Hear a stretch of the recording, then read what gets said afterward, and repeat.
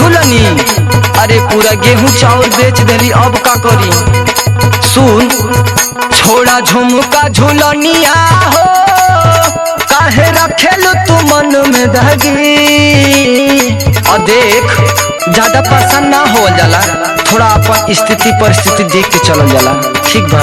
छोड़ा झुमका झूलनिया हो, काहे रखेलू तू मन में दगी।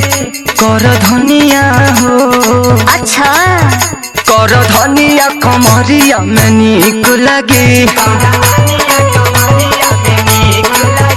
कर धनिया कमरिया में नीक लगी।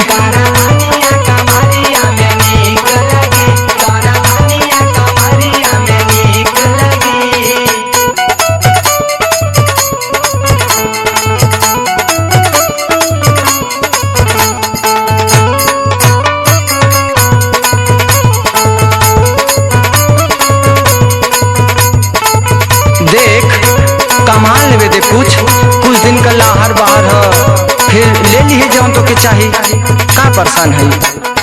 खुश ले लू धनी जब कमर में सड़िया,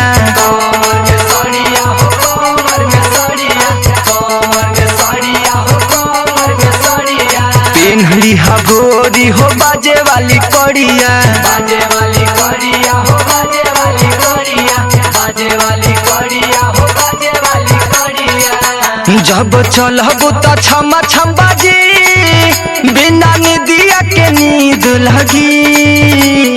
और जब के पहिर के तू छम छम छम चलबू ना, एकदम जीव गाजर हो जाई। जब चलबू तो छम छम बाजी, बिना निदिया के नींद लगी। कर धनिया हो, अरे का कहता रहो। कर धनिया कमरिया में नीक लगी। कर धनिया कमरिया में नीक लगी।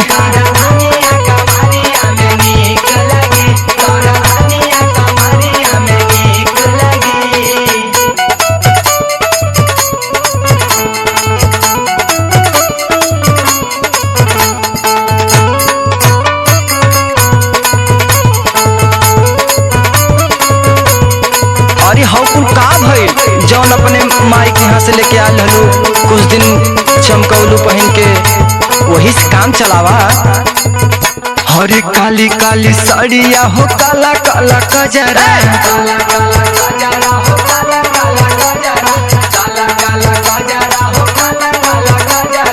ऊपर से खोसेलू धनी हो गजरा।